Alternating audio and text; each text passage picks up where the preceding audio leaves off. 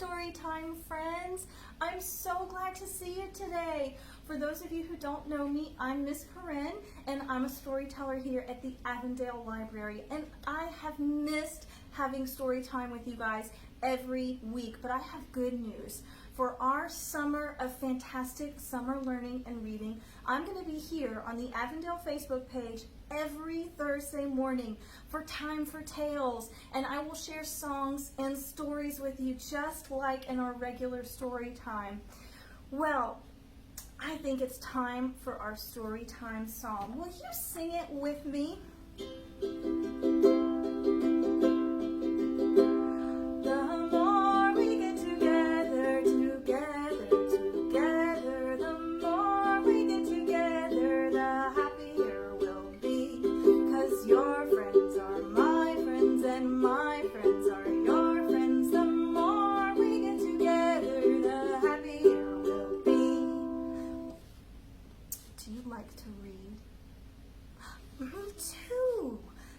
The more we read together, together, together, the more we read together, the happier we'll be. 'Cause your books are my books and my books are your books. The more we read together, the happier we'll be. Well, are you ready for a story? Wonderful! We want to hear a story, a story, a story. We want to hear a story, so we'll listen well. We'll sit on our bottoms and open our ears. We want to hear a story, so we'll listen well. Well, summer learning this year is all about imagine your story. I love imagination. Imagining things is my favorite game. So I thought for today's story, I would take an old story and I would imagine it in a new way. See, I love music. And I thought, what would a story sound like if it was just a little bit musical? So I decided if I'm going to tell an old story, then I'm going to bring an old friend, my violin, Violet. Now, if you guys remember, she's 130 years old, but don't say anything about it. You don't look a day over 25. Well, this story is called The Fox and the Wolf. And I thought, what would a fox sound like? Not what would the fox say, but what would it sound like?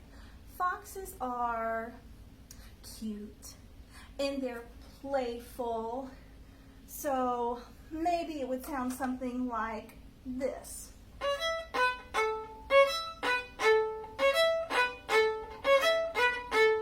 Oh, but foxes are also clever and just a little bit sneaky. So what if the fox sounded a little more like this?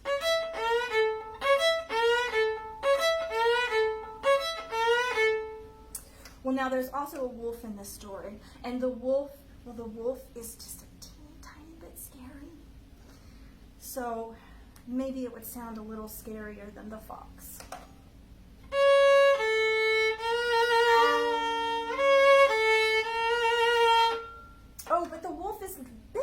Fox, right? Wolves are bigger than foxes. So let's see. When I think of things that are bigger, I would imagine them making lower sounds. So I'll play it on a lower string on my violin.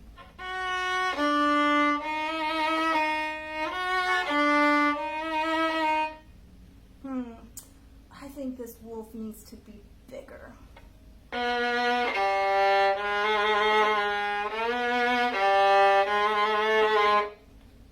Yeah, that's a little scary. Well, once upon a time, the fox was playing in the woods. It was nighttime, and she was thinking about her babies asleep at home with Mr. Fox, and she was just dancing along.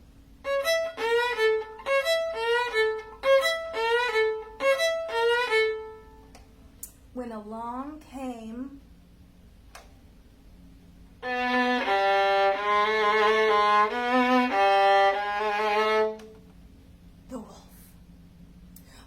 wolf saw that little fox and he said, "Hey you, would you like to be a wolf dinner?"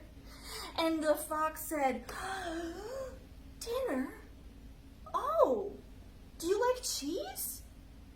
Well, the wolf actually really did like cheese, so he stopped and he said, "Cheese? Cheese? Why are you asking me about cheese?" And the fox, she said, "Well, because I know where we can find the biggest, roundest, most delicious cheese ever. But I just need a little help getting it. Maybe we can split it because there would be enough for you and for me and for all of my babies and Mr. Fox, and we would have more than we could ever eat." Well, the fox thought about having more cheese than he could ever eat. And he said, "Okay, I'll follow you. Show me where this cheese is." But what he didn't tell the fox was he thought that cheese would go really well with a nice side of fox. But what the fox didn't tell the wolf was that there was no cheese. Well, they trotted along.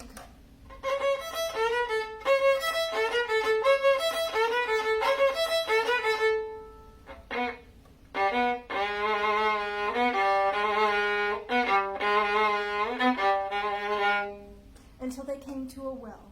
The fox had been to this well before, and she knew that at this time of night, the moon shone right down into the well.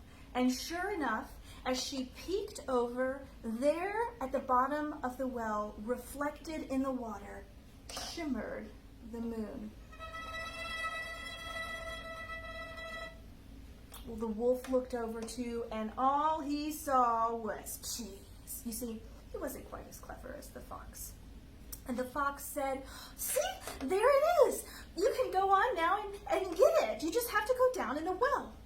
The wolf said, "You're trying to trick me. Foxes are sneaky and clever, and you're trying to trick me, but I won't fall for it. You go down the well."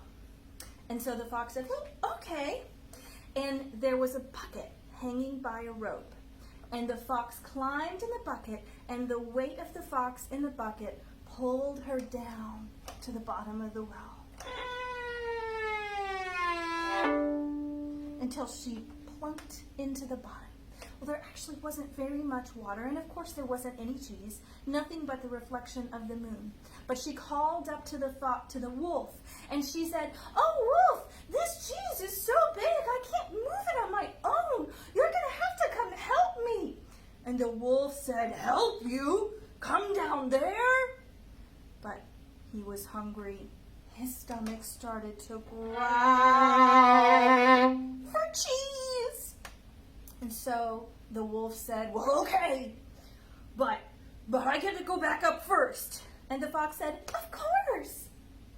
Well, the wolf climbed in the bucket that was on the other end of the rope.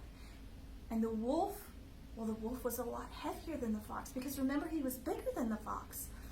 And as he slid down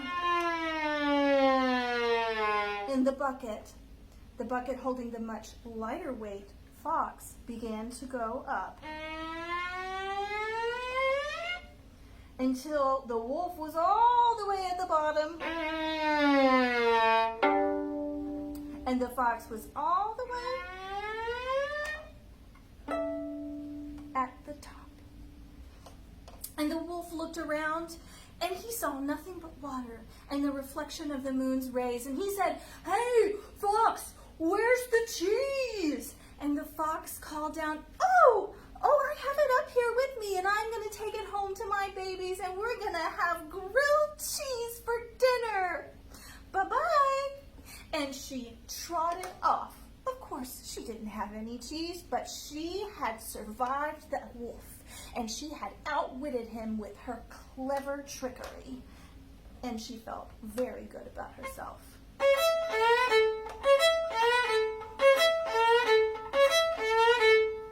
Meanwhile, as the fox left, the wolf sat at the bottom of the well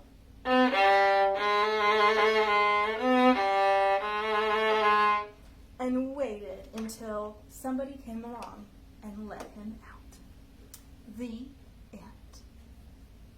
Well, friends, if you were going to tell a story about a fox, what would your fox sound like? What would your wolf sound like? Maybe the next time you read a story with your mom or your dad or grandma or grandpa or aunt or uncle, you can take turns imagining the sounds that you imagine that story would have. If this story was a song, what would it sound like? Well, thank you so much for coming here today and for having story time with me. I hope that I get to see you next week and every Thursday in June and July for Time for Tales. Thank you for coming to hear some stories.